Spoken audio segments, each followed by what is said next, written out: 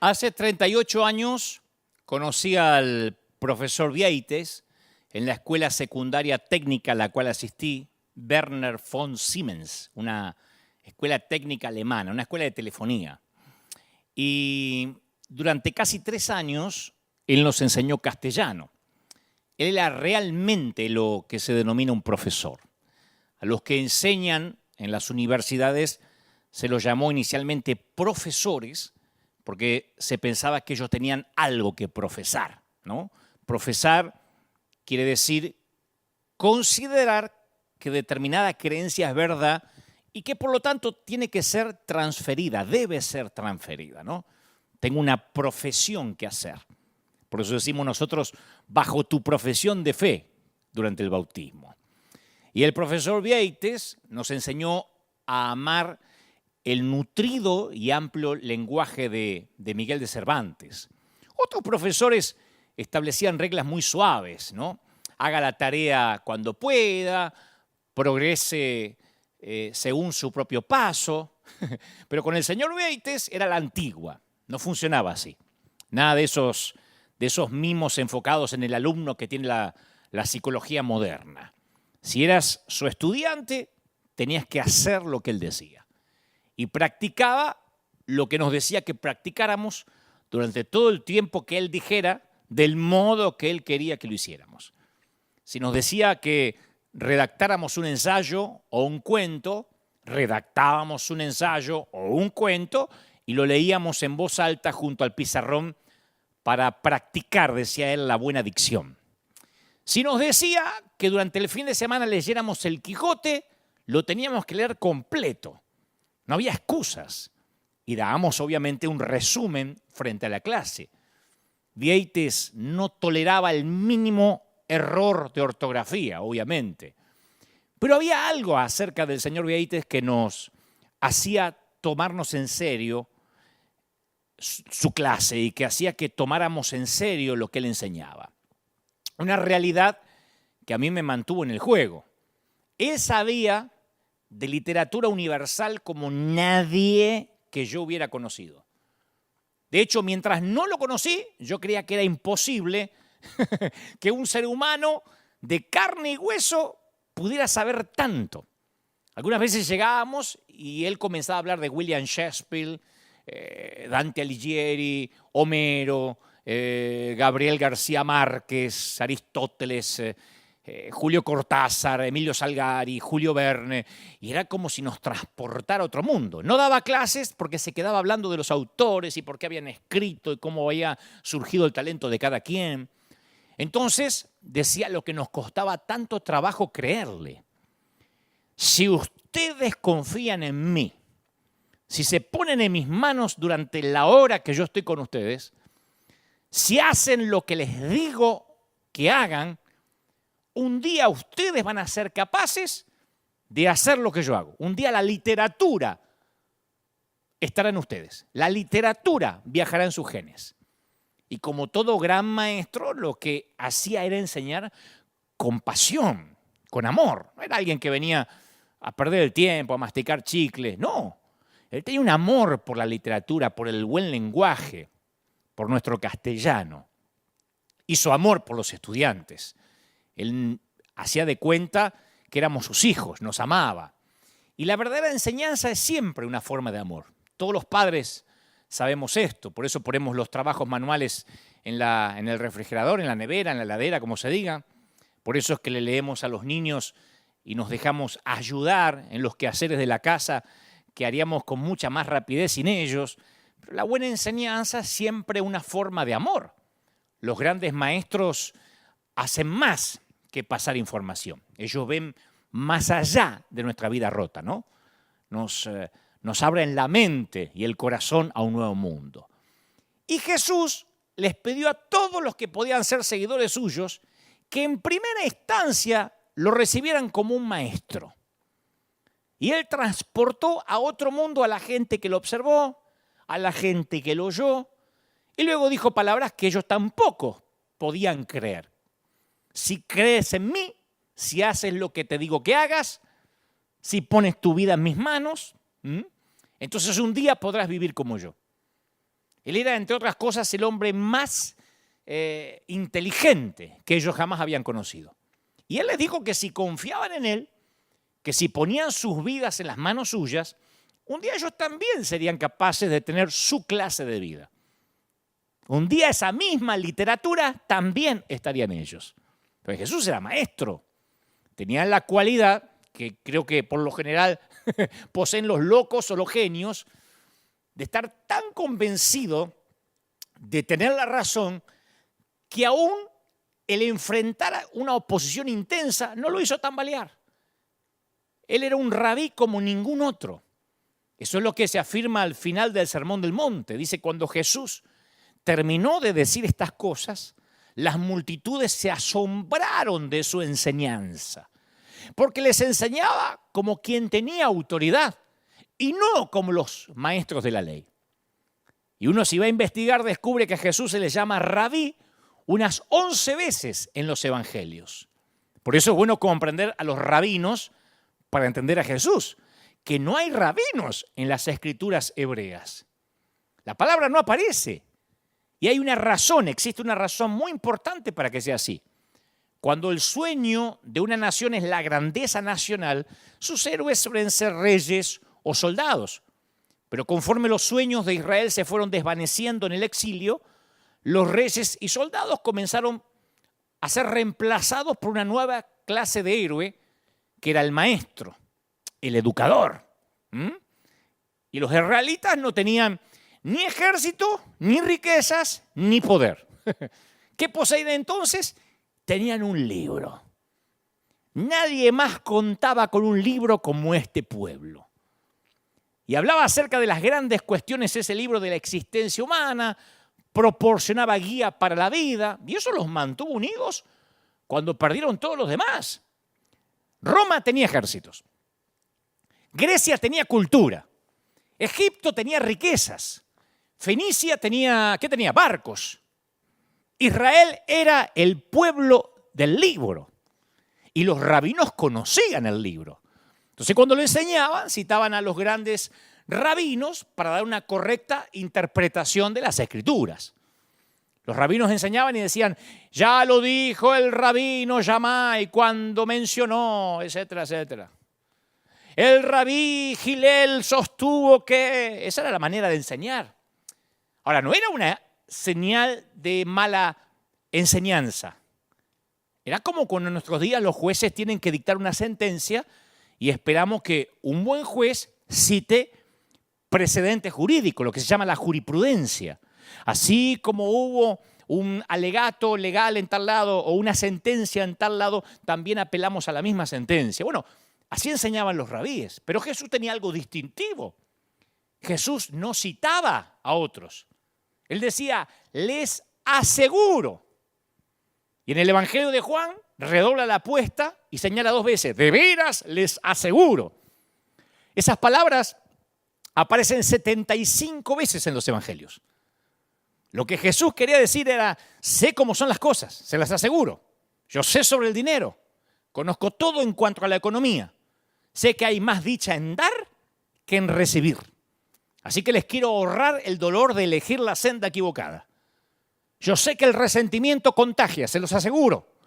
Conozco el corazón humano y sé que el perdón es algo superior. Y Jesús no citaba a nadie. Y eso lo hacía diferente a los demás rabíes. Aparte, Jesús nunca dijo no sé. Ahora, no porque fuera arrogante. Alguien estará pensando como los argentinos, siempre sabía todo. No. Jesús era sumamente humilde. Y sin embargo se mostraba completamente confiado en cuanto a sus convicciones. Algunos pintan a Jesús como un gurú bien intencionado que andaba soltando dichos ingeniosos de sabiduría folclórica y que por casualidad inició un movimiento que jamás hubiera previsto. No, nadie que lo haya conocido podría pensar algo así. Un día Jesús levantó la mirada y se encontró rodeado de unos oyentes extraordinariamente diversos, como nos pasa a la mayoría de los predicadores, ¿no? Pero él tenía recaudadores de impuestos, porque en una iglesia más o menos entra gente, quizá en el 80% del mismo target, pero ahí había recaudadores de impuestos, era la calle. pescadores, fariseos, los poderosos de Roma y junto a ellos los parias de Israel. Estaba el espectro entero. Y a pesar de los diversos que eran, Jesús reconoció que todos tenían algo en común. Todos compartían una confusión común con respecto a la actitud de Dios hacia los pecadores. ¿Qué iba a hacer Dios con los pecadores? Pero ¿cómo comenzar una enseñanza teológica con un grupo donde hay unos niveles tan variados de complejidad teológica?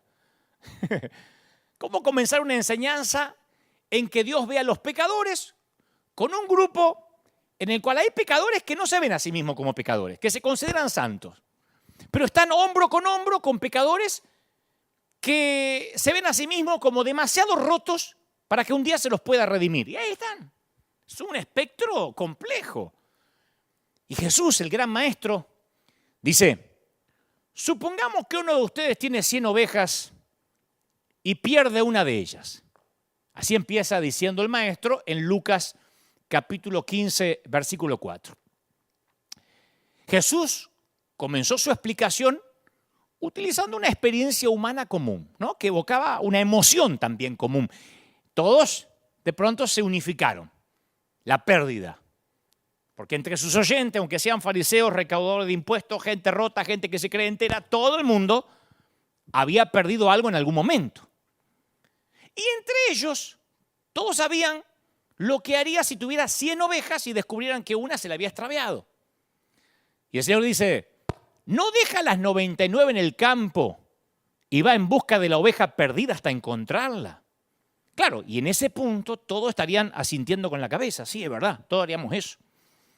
Y yo me puedo imaginar que había algunos fariseos que se sentían incómodos porque de repente descubrían que estaban de acuerdo con los recaudadores de impuestos. Brillante el maestro, porque ya los había unido en una problemática común. Todo el mundo de acuerdo. Todo el mundo siente lo mismo.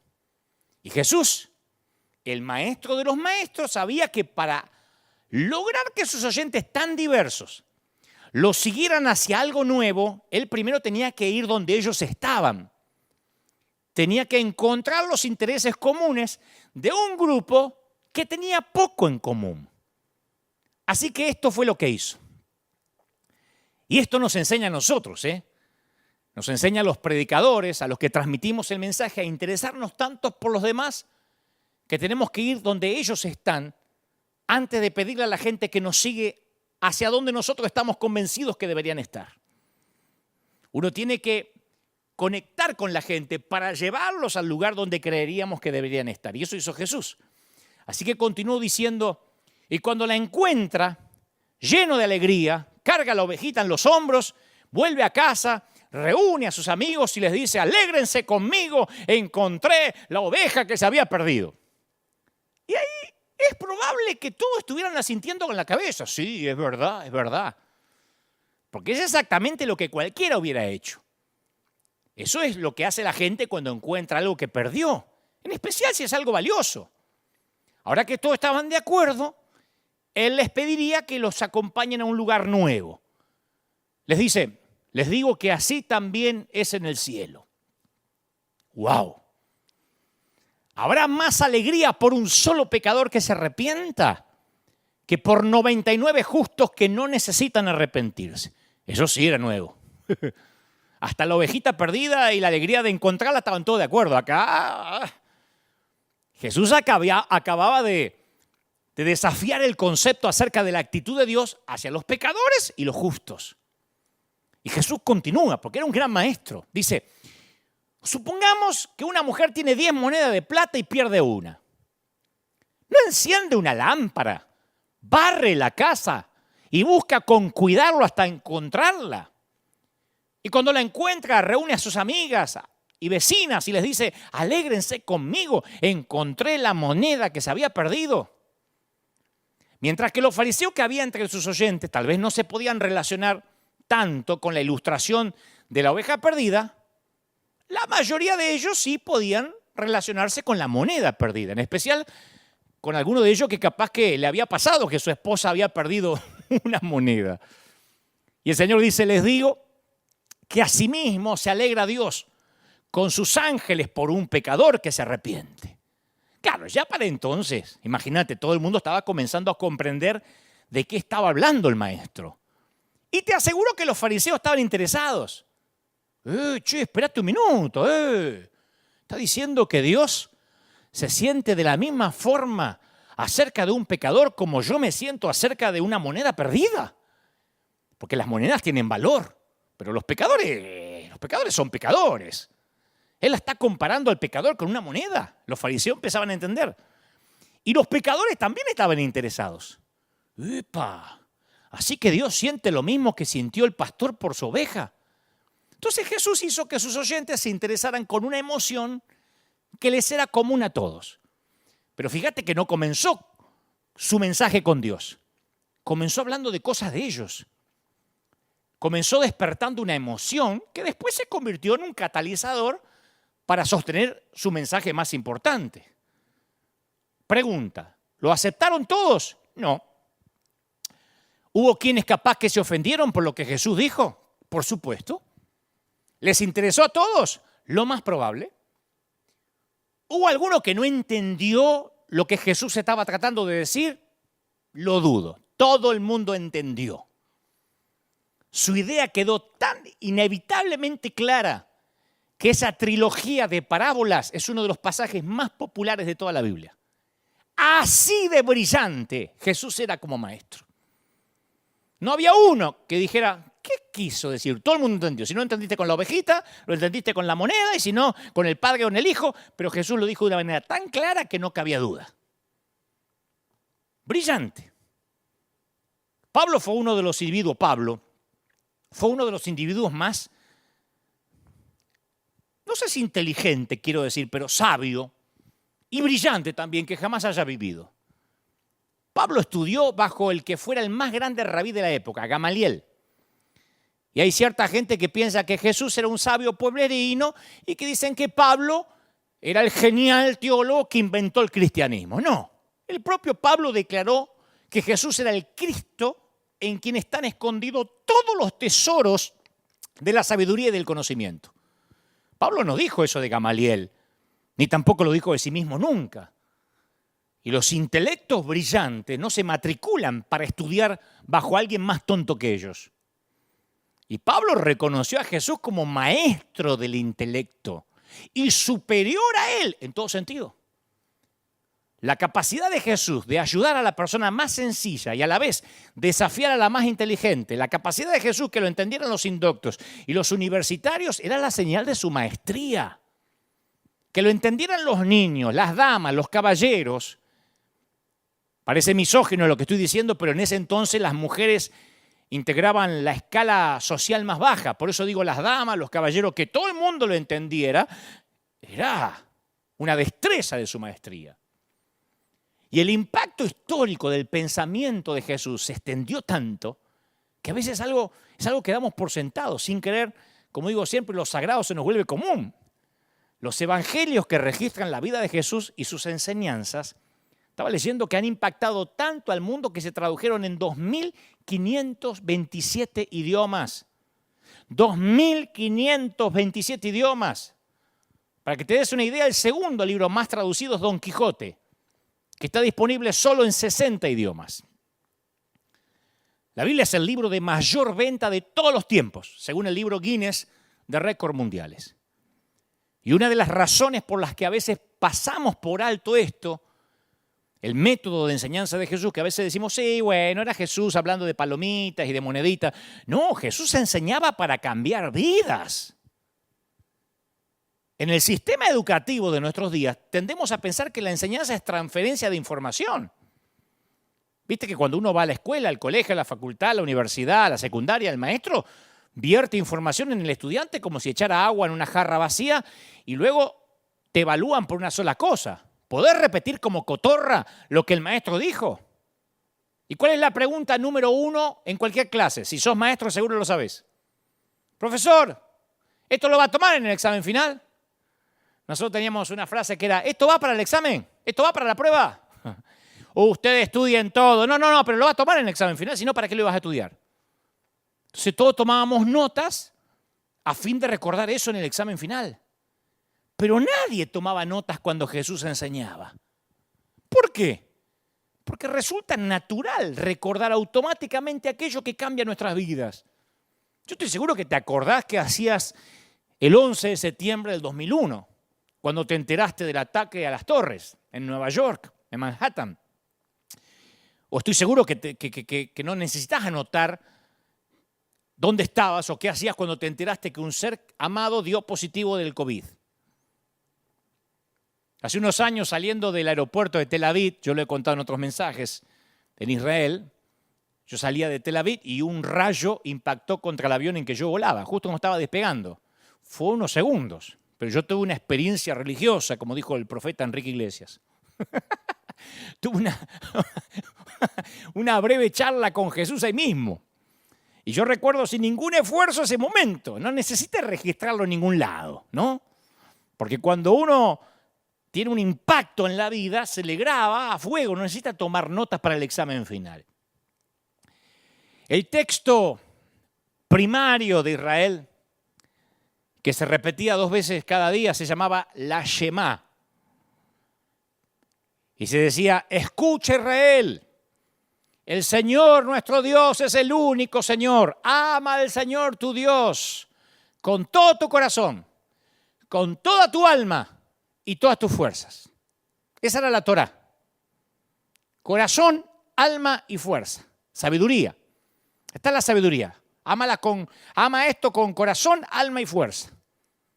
Átala a tus brazos, átala a tu cabeza, ponla en la puerta. Ustedes recuerdan. Píntala en la entrada, repítela como lo primero en la mañana y lo último en la noche antes de irte a acostar. Habla de ella con tus hijos. Que te falte cualquier cosa en la vida, pero no esto. Ama a Dios con todo lo que eres. ¿Y qué eres? Corazón, alma y fuerza. Llega Jesús y alguien le dice, Señor, ¿cuál es el más grande mandamiento? Y el gran maestro, que tenía la habilidad de simplificar verdades espirituales de una manera irrefutable. Fíjate que nosotros tendemos a hacer lo opuesto. A nosotros nos gusta complicar el cristianismo, agregarle cosas a la cruz. Jesús simplificaba. Así que Jesús citó a la Shema, que todo israelita devoto conocía. El Señor dijo, ama al Señor tu Dios, y dijeron, sí, ya lo sabemos. Pero se nos escapa el detalle que Jesús hizo una enmienda al enunciado, un agregado, que lo percibimos en la versión de Mateo. Él dijo, ama al Señor tu Dios con todo tu corazón, con todo tu ser y con toda tu mente. Él le añadió la palabra mente. Es lógico que un maestro iba a hacer eso. Él elevó el amor de Dios de la tercera a la cuarta potencia, le hizo cuatridimensional. El amar a Dios con la mente empieza cuando uno siente curiosidad por Dios. Oliver Holt supo decir, cuando una idea ensancha una mente, esa mente nunca regresa al tamaño original, a la forma original. Dios nos creó, yo mantengo siempre la opinión de que Dios nos creó con la capacidad de seguir aprendiendo hasta que muramos.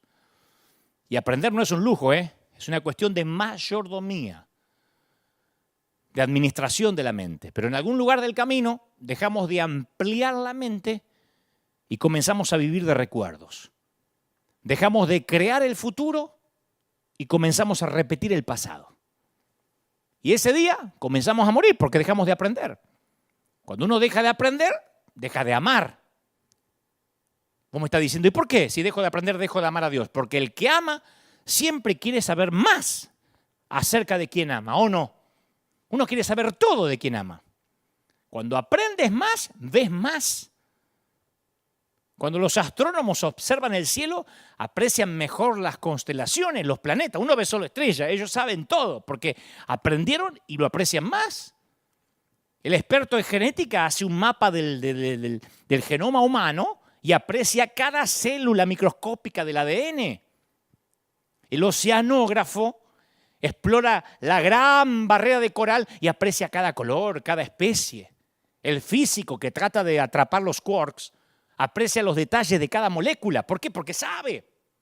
Cuando un músico escucha una sinfonía, aprecia los acordes, las melodías, los instrumentos. El que no es músico no lo aprecia.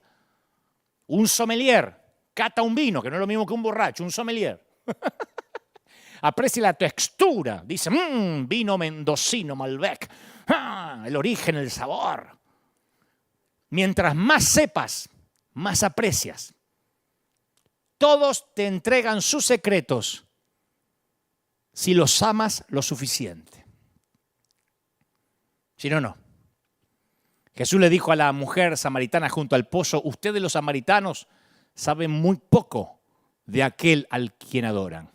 Claro, porque cuando uno adora con ignorancia, la adoración está vacía. Cuando uno no aprende quién es Dios, adora, cuerdas de amor me sostienen. Ni sabe a quién está adorando. Y Dios no quiere solo que lo adoremos, quiere que sepamos por qué lo adoramos. Dios es espíritu y quienes lo adoran deben hacerlo en espíritu y en verdad. Y nosotros tendemos a pensar que lo espiritual y lo intelectual son mutuamente excluyentes. Si sos espiritual no puedes ser intelectual y si sos intelectual seguro que no sos espiritual. Y la mente y la fe no son enemigas, no hay dicotomía. ¿Por qué? Porque un gran amor siempre nace de un gran conocimiento. Sino ¿qué es? Deslumbramiento, enamoramiento, pero no es amor. Tu potencial espiritual deriva de tu grado de conocimiento acerca del Creador, ¿o no? Y la mayor parte de los creyentes por años creímos que existe un conflicto entre la ciencia y la fe. Por eso a veces lo único que le decimos a cierta gente intelectual o pensante, usted recíbalo por fe. Y créalo, no lo ande cuestionando, porque si no el Señor no le va a agradar. Sí, pero yo quiero que me explique, no, la Biblia es hacerte por fe. En el nombre de Jesús, recíbalo ahora. Y no es así. Capaz que alguien que no piensa mucho no cuestiona. Pero aquel que es pensante, hay mucha gente hoy en día que dice, a ver, explíqueme, si Dios es amor, ¿por qué hay pandemia? No sé, eso no se cuestiona, aleluya, no le podemos responder así. Vos no volverías a la consulta de un médico que mirara una placa de tu riñón y dijera, bueno, al parecer, parece que Dios permitió que se desarrolle una mancha, ¿Por qué no se va a su casa a orar? Venga dentro de 2 semanas, le vamos a sacar otra placa para ver si algo cambió. No. Vos querés un médico que comprenda el mundo natural de las causas y sus efectos.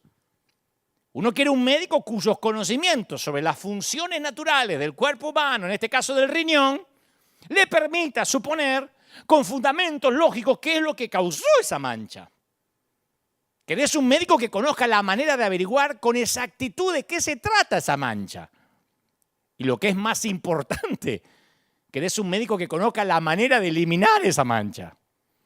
Querés un médico que comprenda las causas naturales y las soluciones. Querés una buena respuesta. Así que, si eso es lo que vos y yo esperamos que suceda en la clínica de un médico, ¿por qué habríamos de esperar que la gente abandone esa manera de pensar cuando entra a nuestras iglesias? Deje de pensar, ahora está en la iglesia. ¿Por qué? Entre la fe cristiana y la ciencia no existe un conflicto ni una contradicción. La ciencia sigue descubriendo cómo Dios unió todas las cosas y cómo las mantiene unidas. Si yo desarmo la laptop, la computadora portátil en la que estoy trabajando y le pido a un experto en tecnología que venga y me explique cómo funciona mi computadora, yo no voy a llegar a la conclusión de que no existe un fabricante de computadora, que la computadora salió del mono. Al contrario, cuanto me explique cómo funciona es más probable que me sienta más impresionado que nunca. Entonces no necesitamos desalentar a los que buscan causas y soluciones naturales, porque para algunos de ellos ese es el camino que los va a terminar llevándolos ante el Creador. Hay que dar gracias por los Saulos de Tarso, que están más cerca de tener un encuentro con Cristo que los Judas que caminan con el Señor. Aclaro, no es que el conocimiento se traduce en adoración de manera automática, que el que estudia empieza a adorar porque si no las bibliotecas serían un concierto de alabanza en vez de ser un cono de silencio. Lo que digo es que mientras más sepas, más razones tienes para adorar. Me van a liquidar con esto, pero yo lo mantengo. No se puede ser espiritual sin ser intelectual también. No se puede ignorar todo y ser espiritual. Porque uno tiene que conocer a Dios. Al mismo tiempo que se expande la mente, se expande la fe. Por eso el Señor le agregó, amarás al Señor con toda tu mente. Si no lo amas es porque en realidad no lo has conocido. Amar a Dios con la mitad de la mente es como amarlo con la mitad de tu corazón. Y si dejas de usar cualquier parte de tu cuerpo, incluso la mente, se atrofia. ¿Y sabes qué pasa cuando la mente se atrofia? No sos más humilde. La fe se marchita. A medida que usamos el cerebro, se crean nuevas conexiones entre las neuronas. La neurogénesis persiste en la vida del cerebro adulto. El cerebro nunca deja de crecer. O por lo menos las conexiones del cerebro. El aprendizaje puede llegar a ser un acto de adoración. Los seguidores de Jesús sostenían que aprender algo en realidad los ayudaba a conocer y amar mejor a Dios. Ellos amaban la verdad. Y algunos líderes hemos creído por años que amar la verdad significa no leer nada secular, ni siquiera las noticias. Yo provengo de una generación que ni el diario podías leer porque era pecado, porque por ahí te tentabas y leías el horóscopo. A mí me han querido llevar a la hoguera varias veces porque menciono a veces en un post en las redes a Gabriel García Márquez. Escribí un libro llamado El amor en los tiempos del Facebook donde mencionaba a Pablo Neruda o a otro autor y me decían, ¿cómo lees a esa gente, a Mario Benedetti que estaba metido en política? ¿Cómo te atreves a escuchar cantantes que no son cristianos? Dicen cuando yo posteo que escucho a poetas y compositores increíbles. Y lo dicen como si los autores bíblicos hubiesen sido todos inmaculados. Está bien, estos poetas no son canónicos, pero son geniales. No todos, pero hay muchos que sí lo son. Y esto no es de ahora, esto data de hace muchos siglos. Tertuliano preguntaba, ¿qué tiene que ver Jerusalén con Atenas? Pero había otros que razonaban que si Dios pudo hablar por la burra de Balaán, no había limitación en cuanto a dónde era posible hallar la verdad. No leían solamente la Biblia, sino también escritos griegos y romanos y buscaban sabiduría en donde quiera que pudieran hallarla porque decían, toda verdad es verdad de Dios. Y si no es de Dios es porque no es verdad. Las enseñanzas de Jesús forman parte de la manera en que la ciencia se fue desarrollando en nuestro mundo. Por eso es una locura pensar que la ciencia y la fe son enemigas. Lo que trato de decir es que yo creo en un Dios de milagros. Pero creo en el milagro que dice, me levanté de la cama y el cáncer había desaparecido. Y también creo en el milagro en que Dios usa a los médicos para que la metástasis desaparezca. Dios puede hacerlo de la manera que quiera, porque la ciencia es permitida e inventada a través de Él. Yo crecí en una tradición evangélica por la cual estoy agradecido, pero que la vida intelectual no se apreciaba mucho, no había que pensar mucho si quería ser cristiano. Entonces, cualquier autor o enseñanza fuera de la Biblia era necesariamente humanismo satánico.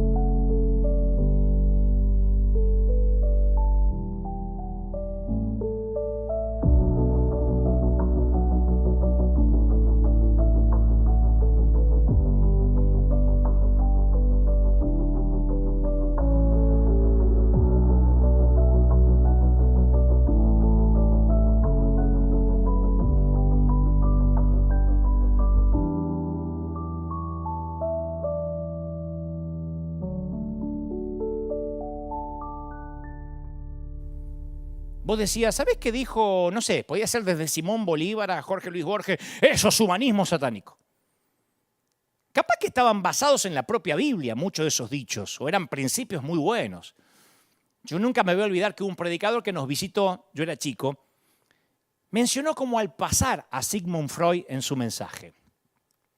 No se puso a predicar de Freud, dijo, la mente humana es tan compleja que a veces ni el mismo Freud pudo dislucidarla, algo así mencionó, ¿no?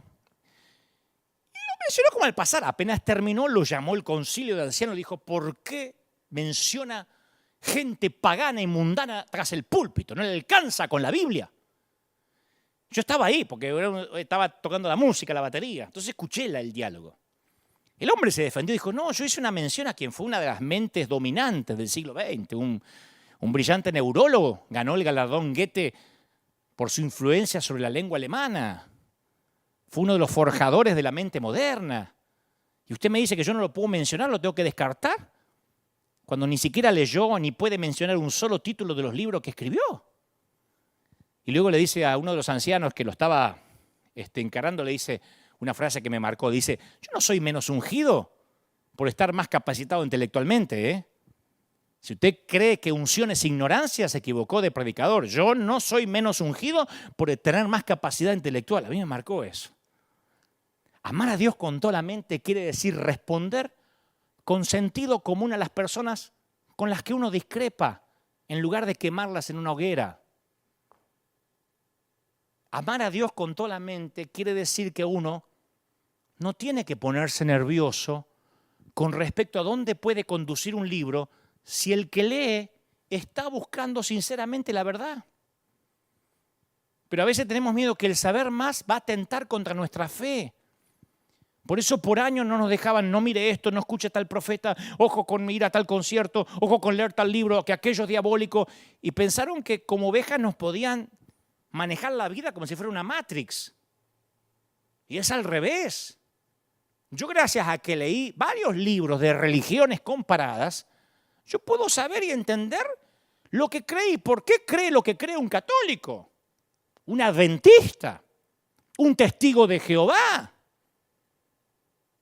No me puede a mí decir un adventista, a ver, ¿por qué ustedes no respetan el sábado? Ah, no sé, porque ustedes son diabólicos, secta, Satanás. No puedo responder como un ignorante, porque así no era Jesús.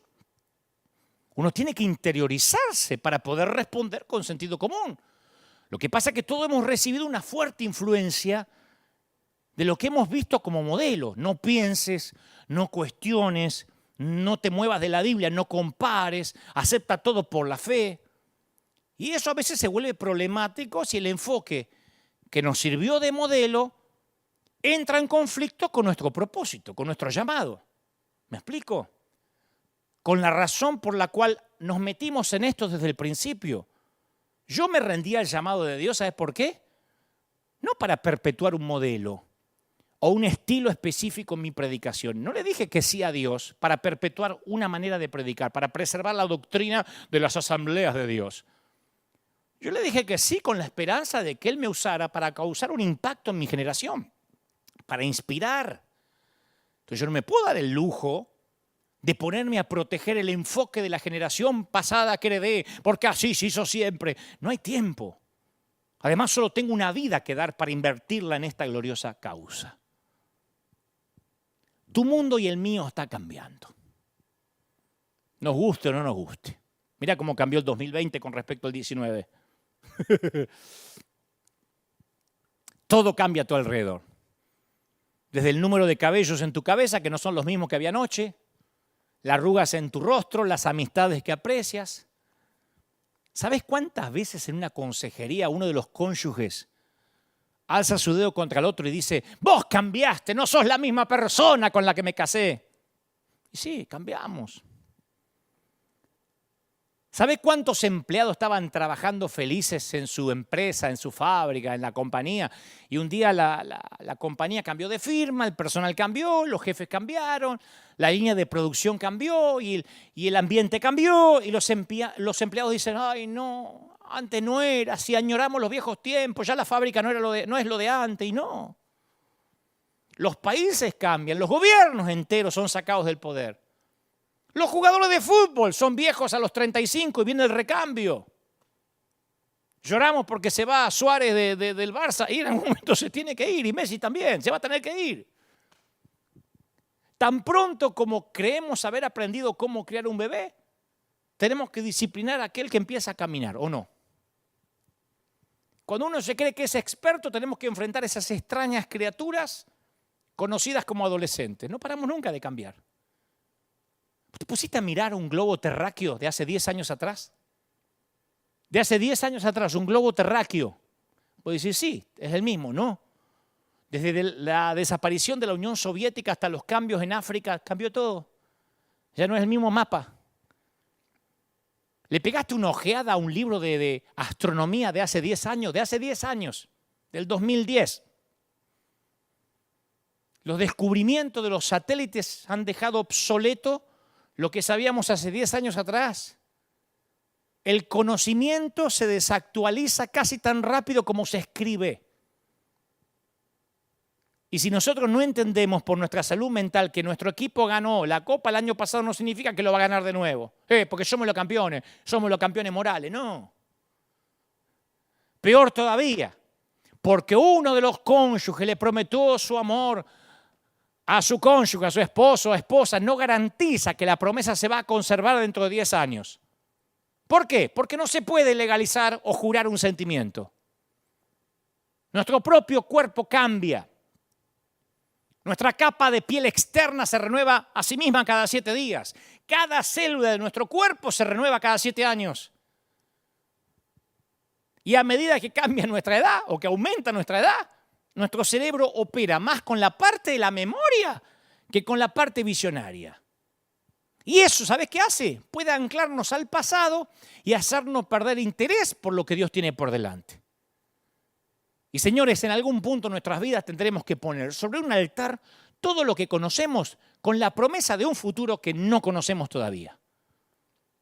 Muchos de nosotros seguimos anhelando un nuevo futuro con el Señor, pero nos aferramos al pasado. Queremos que Dios haga algo nuevo por nosotros, pero nos negamos a permitirle que nos arrebate Dios todo lo viejo. Y parte de dejar lo viejo, ¿sabes qué es? Comprender que la gente puede cuestionar lo que creemos y eso no está mal. No podemos vivir atacando al que cuestiona lo que uno cree. Hay que explicarle. Cuando uno intenta pensar como lo hace un escéptico, se nos hace más fácil predicar el Evangelio. El otro día meditaba en palabras que nosotros usamos como normales. Yo recuerdo que una vez le dije a alguien, dice, ¿por qué vas a la iglesia? Yo no entiendo tu locura de la iglesia. Le dije, bueno, porque mi sueño es que Dios me use. Me dice, uy, qué feo que te usen. Digo, no, pero Dios me usa. Y dice, Dios es amor y te usa. Porque no hay peor cosa que usar a la gente. Claro, para nosotros que Dios te use tiene un significado y para el inconverso que te usen tiene otro significado. La gente lo tiene que digerir, asimilar, en lugar de atragantarse. La Biblia nosotros la aceptamos por fe, pero hay gente que la lee por primera vez y no la puede dar por sentado. Los que crecimos en una iglesia, ¿nosotros damos por sentado o no? Las historias que leímos y escuchamos miles de veces. Una cabeza de hacha que flota, animales salvajes que aparecen en pareja y se suben solos a un arca, la sombra de un discípulo que pasa por un extraño y éste queda curado de la enfermedad, un mar que se abre por el medio y la gente, la nación lo atraviesa como por tierra seca, pan que cae del cielo, burras que hablan. Para nosotros es un día más en la iglesia. Hemos escuchado esas historias tantas veces que se nos hace normal. Pero hay gente que está pensando, ¿qué? ¿Para ser cristiano tengo que creer que todo eso pasó de verdad? No estoy diciendo que no sea verdad. Lo que trato de decir es que nos olvidamos de hacer una pausa para pensar en lo extrañas que les deben resultar algunas de esas cosas que están en la Biblia a las personas que no han crecido en una iglesia. Entonces, cuando llegues a esos versículos y esas narraciones tan poco usuales, reconocerlos como son, poco usuales, difíciles de creer. Y si a un inconverso, a un escéptico le decís, te entiendo que estés dudando, ¿sabes lo que te va a dar? Credibilidad. ¿Y sabes lo que les va a dar a ellos? Espacio para razonar. Eso les dice que eres un ser racional, como lo son ellos, que no dejaste tu cerebro flotando en el bautisterio y que tampoco esperás que ellos lo hagan. Lo otro que esto les comunica es que leer la Biblia con un cierto espíritu crítico es algo permisible. ¿Dudás? Bueno, vamos a dudar juntos, a ver a dónde nos lleva. Si sabes que el Espíritu Santo le va a dar convicción, está bien que la lean antes de que la crean. Nosotros queremos que la crean antes de que la lean, porque así está en la Biblia, pero está bien que la lean primero antes que la crean. A los que crecimos en una iglesia nos es fácil creer en cosas que sucedieron y que están ahí, las creemos. Pero si sos nuevo en el estudio de la Biblia, yo comprendo que tengas preguntas e incluso dudas.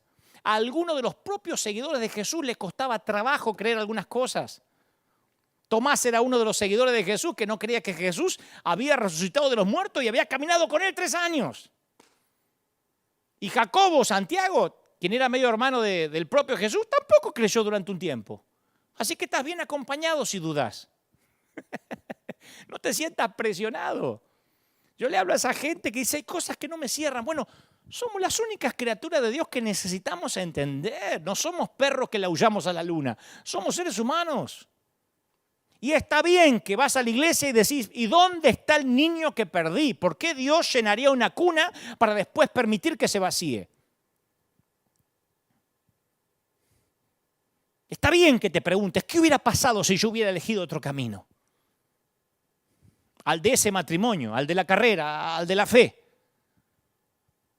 A veces las respuestas evitan que las atrapemos. Sufrimos una especie de vértigo espiritual que llamamos duda. A veces se nos cae toda la estructura sobre la cual edificamos una vida, se nos derrumba.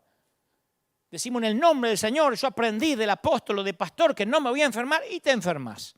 Acá el COVID no va a tocar porque de los dinteles de la puerta está la sangre de Cristo y el COVID entra a tu casa.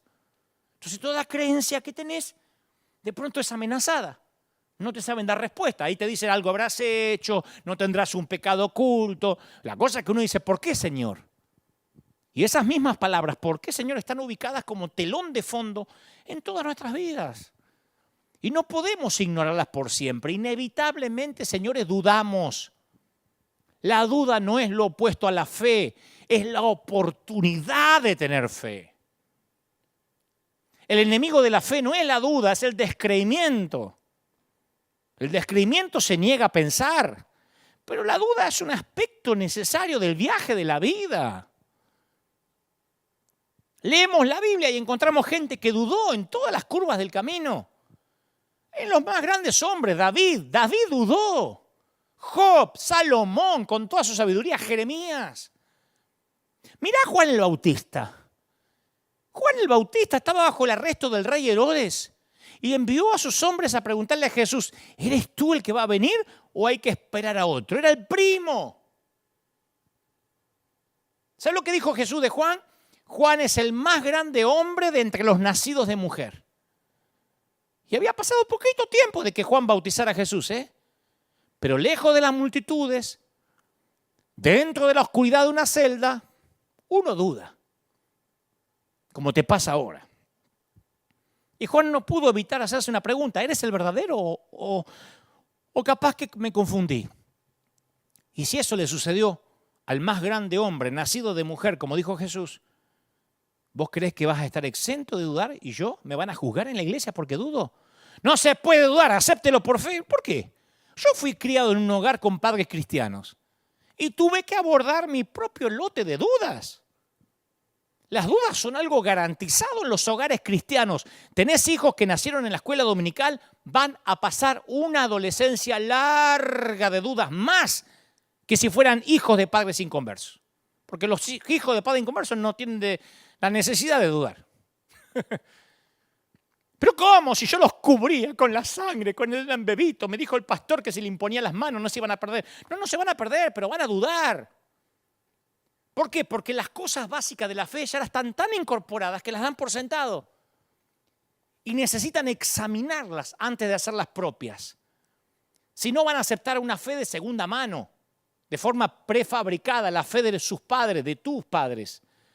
Si vivís por la fe de tus padres, está fregado. No es una fe viviente, no respira, es una reliquia.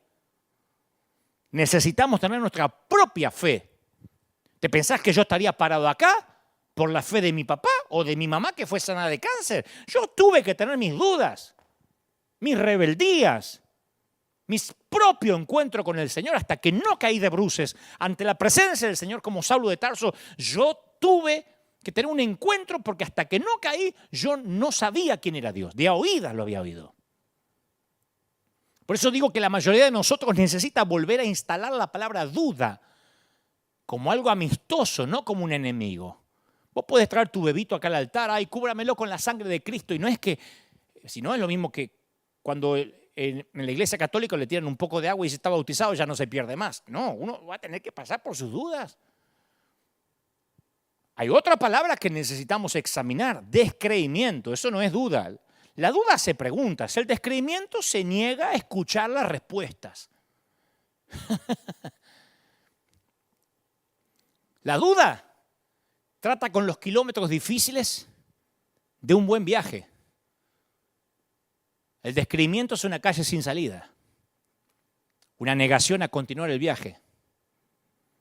Juan capítulo 20 nos lleva delante de la presencia de este notable dudoso que te mencioné recién, de Tomás. Viste que uno dice, este parece Tomás. Después de Judas, el otro nombre con el cual nos insultamos los evangélicos es, sos un Tomás.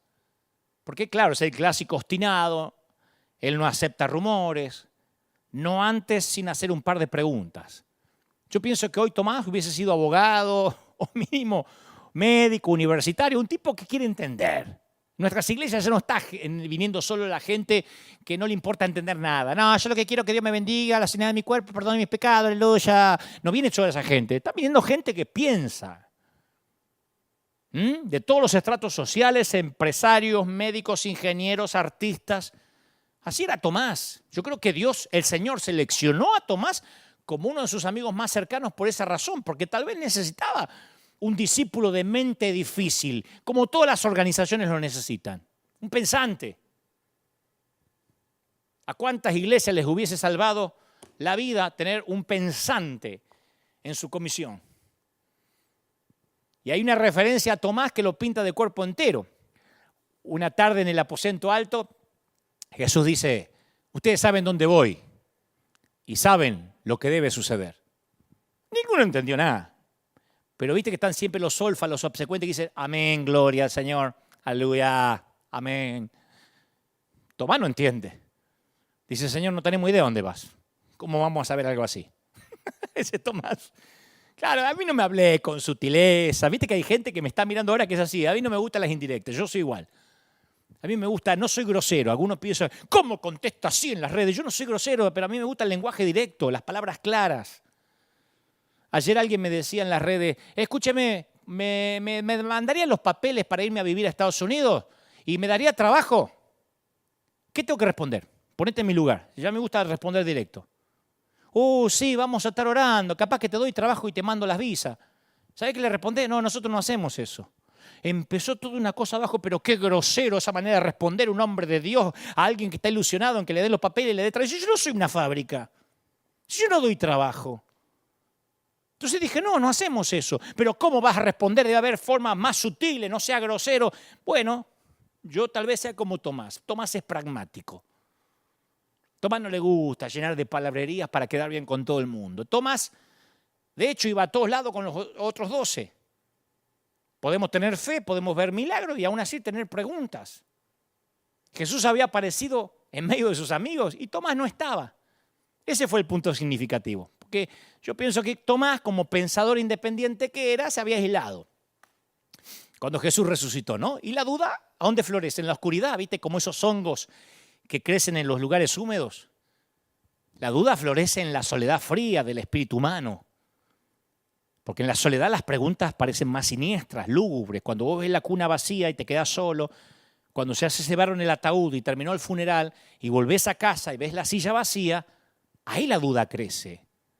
Ya no tenés el que te consuela, el que llora. ¿Dónde estaba Juan el Bautista cuando comenzó a cuestionar el contenido de sus propias predicaciones?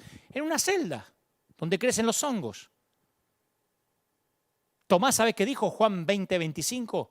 Si yo no veo en sus manos la señal de los clavos, yo creo que por eso Jesús se aseguró de tener un cuerpo redimido, pero con marcas, porque las necesitaba Tomás. Si yo no meto el dedo en el lugar de los clavos y metiere mi mano en su costado, no voy a creer. Yo creo que Tomás decidió, sabiendo Jesús lo que Tomás iba a pensar, Tomás decidió cómo tenía que ser el cuerpo glorificado de Jesús hasta el día de hoy. Porque no se entiende que un cuerpo glorificado conserve las heridas, pero las necesitaba Tomás. Tomás respondió con el credo de los escépticos. Voy a creer cuando lo sienta, sepan perdonar. Hay gente acá que me está mirando que es así. Yo tengo que hacer mi propia evaluación. A mí no me sirve. Empodérate y repite conmigo. Dile que está a tu lado, Ahora volteate a dos más. Ahora repite conmigo. Hay gente que le encanta. Ay, sí, me voy a empoderar. Rí conmigo. Aleluya, aleluya. Hay gente que le encanta. Y hay gente que dice, no. A mí eso no me cabe. Hay gente que dice, yo quiero razonar, Y no es falta de fe. Pero nosotros estamos dispuestos a condenar a Tomás porque insistió en validar las noticias. Él no llamó imposible a lo que los discípulos dijeron. Nunca descartó el milagro. Quería examinar la evidencia personalmente. ¿Está mal? Otra escena, 8 días después. Dice que estaban todos los discípulos adentro y con ellos Tomás. Ahora sí estaba Tomás. Llega Jesús, estando las puertas cerradas, se puso en medio, o sea que atravesó la puerta o la pared. Juan 20:26, y dice, pasa a vosotros, ¿sabes el miedo?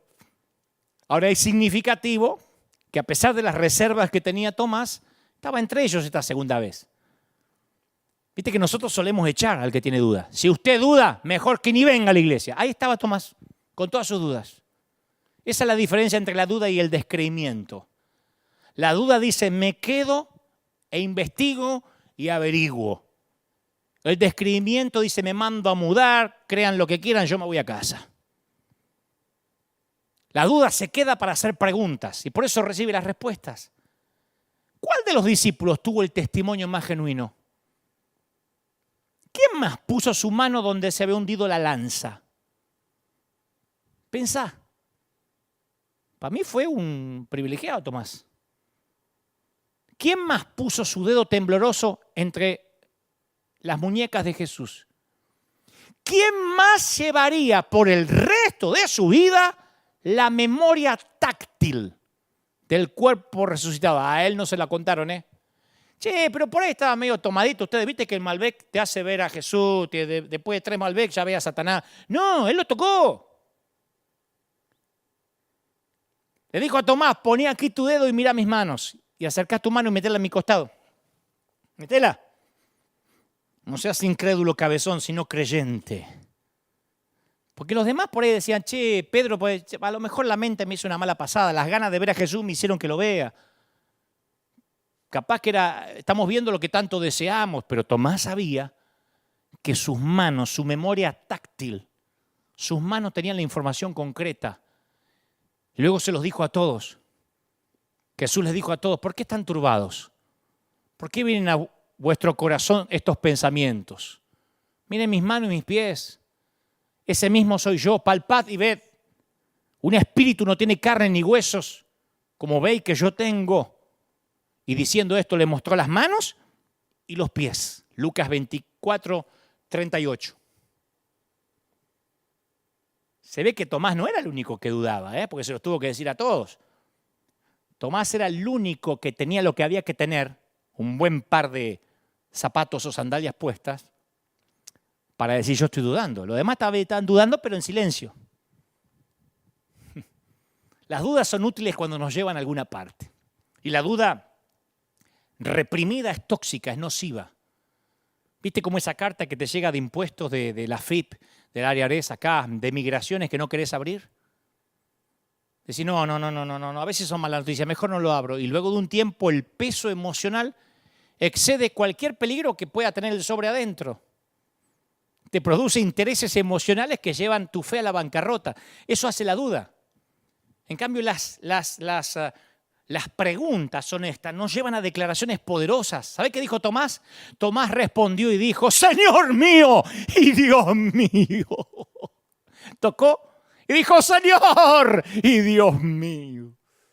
Yo no puedo leer estas declaraciones de Tomás sin sentir una emoción poderosa. Es uno de los supremos momentos cruciales de toda la Escritura. ¿Sabes por qué? Porque el más poderoso testimonio en una corte es la de un testigo hostil. Tomás, el escéptico, el preguntón, el que hace las preguntontas, ahora reemplaza sus preguntas con una exclamación, Señor mío y Dios mío. Increíble. Cuanto más maduro me pongo, que no significa más viejo, más aprendo y más me doy cuenta de mi propia ignorancia. Me doy cuenta que tengo que seguir dudando de mucho, para que es la única manera de aprender. ¿Y sabe todo lo que tengo que hacer para darme cuenta de lo poco que sé? Encender la tele en el Discovery, leer el último libro de ciencia, a veces lo ojeo en una librería, o escuchar a un experto en cibernética. A veces digo, a ver, Godofredo, Brian, no entiendo, ¿qué pasó? ¿Se me tildó? Y ahí me siento un ignorante. Me siento un ábaco en un mundo computarizado. Y si no sabes lo que es un ábaco, más demostrada queda mi edad. Entonces, yo suelo orar y decirle, Señor, vos conocés mi capacidad limitada, mi disco duro que me diste. Yo nací antes de los 70, así que mi disco duro es limitadito. ¿Viste? Es como esos disquetes que venían antes. Ayúdame a entender que no tengo todas las respuestas ni las voy a tener. Y me alienta que San Lucas relata que iban dos caminos de Emaús y él les abrió la mente. Primero los ojos, después las Escrituras y después le abrió la mente para que comprendiesen las Escrituras. No tengas miedo de pedirle a Dios que te abra la mente. Cuando a mí me dicen, dame un consejo, Dante, yo quiero estar en un estadio, quiero que Dios me lleve los medios, dame un consejo. Yo le digo, mira, no hay territorio más difícil que tu propia mente. Tu mente es un campo de minas. Proverbios 23:7 dice, ¿cuál es su pensamiento? En su corazón, tal es él. Y para encontrar la libertad absoluta, tenés que pelear con tu mente, liberar tu mente. Toda batalla que vas a enfrentar en el mundo no es el enemigo, el diablo, los fariseos. ¿Sabe cuál es? Ni la suegra. Toda batalla en el mundo exterior tiene que ser ganada primero en tu mente. El Espíritu de Dios está sobre mí. Y entre otras cosas me ha enviado a proclamar libertad a los cautivos, dice Lucas 4:18. Si tu mente es libre, las posibilidades no tienen límite. Una mente abierta te permite ver oportunidades que permanecen cerradas para que tiene pensamiento limitado. Yo conozco muchos jóvenes que dicen, yo quiero que Dios me entregue los medios de comunicación, pero no se van a mover de la radio cristiana y de enlace porque piensan que si se mueven de ahí ya están en pecado. La mente les pone la frontera. En cambio, una mente abierta te abre el futuro. Es solamente con una mente abierta que puedes creerle a Dios. Una mente puede cegarte a las posibilidades o darte vista para ver lo que nadie vio antes. Y si no conoces tu mente, podrías ser un prisionero de un pensamiento limitado. Recién cuando conoces tu mente sos capaz de abrirla o permitirle que el Señor la ensanche. Tu mentalidad interior diseña tu mundo exterior. Uno no puede llevar cautivos sus pensamientos, un pensamiento a la vez. Este lo llevo cautivo. Este lo llevo cautivo. Este lo llevo cautivo porque te volverías loco. Para llevar cautivos tus pensamientos solamente es creando un modo proactivo, un filtro mediante el cual son procesados todos los pensamientos. Y ese filtro suele llamarse, ¿sabe cómo? Tradición en algunos. El proceso de llevar cautivo todo pensamiento comienza identificando la fuente de tus pensamientos y el filtro mediante el cual esos pensamientos son o expulsados o ingresados. Tu mentalidad y la mía filtra la información que está en desacuerdo con tu propia perspectiva de la realidad. Si Dante Gebel a vos te cae mal porque es un payaso, porque me dijeron, porque maneja una Ferrari, porque una vez sacó una foto con una Ferrari, porque una vez se vistió de Matrix, porque me dijeron que habla mal de la suegra, ya está, ya tenés un filtro. Me pueden poner un muerto, lo resucito en el nombre de Jesús, no me cae mal porque si una cosa fue una Ferrari, pues saco una Ferrari, y una Ferrari sí, pero yo lo uso así, pero saco una Ferrari, no vas a ver otra cosa. Y si la mente no la filtra y la expulsa, la distorsiona para que se amolde a tu perspectiva de la realidad. Los pensamientos que tu mentalidad permite son los que reafirman creencias y convicciones que ya estableciste. Cuando el apóstol Pablo estaba escribiendo a los romanos les dijo, no se amolden al mundo actual. Sean transformados mediante la renovación de la mente. Así podrán comprobar cuál es la voluntad de Dios, buena, agradable y perfecta. Y ese tal vez sea uno de los pasajes de la Biblia que más repetimos y que rara vez sabemos cómo aplicarlo. ¿Qué significa no amoldarse al mundo actual? ¿Sí? No mirar Netflix, hacer un montón de firmas para que saquen al Jesús que está ahí. Que eso es no amoldarse al mundo actual, ir a gritar a la plaza. ¡No! Cuando el apóstol habla de no amoldarnos a este mundo o a su patrón, en realidad está confrontando nuestras mentalidades. Existe un patrón de pensamiento que se forma en el interior de cada persona. Y Pablo nos dice que cuando nuestra mente es renovada, es entonces cuando podemos saber cuál es la voluntad de Dios. Si no, no la podemos saber. Entonces, cuando uno ve el mundo desde esta mentalidad nueva, vamos a ver que la intención de Dios para nosotros es buena, es agradable, perfecta, te ama el Señor. ¿Viste que históricamente se nos enseñó a pensar en la voluntad de Dios? Por lo menos a mí se me enseñó así, en una perspectiva lineal. O sea, que la voluntad de Dios es como una cuerda floja. Vos andás así, ¿viste? Uy, espero que esta sea la voluntad de Dios y si no te pegás un trancazo. Un porrazo. Y ese tipo de perspectiva limitada del futuro nos hace hablar de que hay una voluntad de Dios perfecta y la voluntad de Dios permisiva. ¿Escuchaste eso? Che, ¿te casaste con esa loca? Y la voluntad permisiva. Porque no era la voluntad perfecta. Claro, cuando te caes de la cuerda floja, que era la voluntad perfecta de Dios, lo único que te queda es una visión o una versión misericordiosa de un plan B divino. Por eso algunos dicen, o perteneces a mi iglesia y doctrina, o eres un hereje y apóstata, no hay más. Y el futuro y los planes de Dios son más complejos que eso. Para mí me hace mucho sentido que un Dios infinito tenga un montón de futuros infinitos y hermosos que nos esperan. Cuando Pablo dice que podemos encontrar o comprobar la buena voluntad de Dios perfecta para nuestras vidas, nosotros pensamos en un sendero, en una línea, en un camino. ¿Y si el futuro fuera más hermoso y complejo que eso? ¿Y si Dios tuviera un número interminable de futuros que nos esperan? Yo le digo a mis hijos, atrévanse a hacer un montón de cosas. No le digo, vas a hacer esto, ingeniero, y si no eres ingeniero te echo de mi casa. Si hubiese un montón de futuros, pero solo queremos seguir uno porque estamos moldeados por nuestra mente limitada.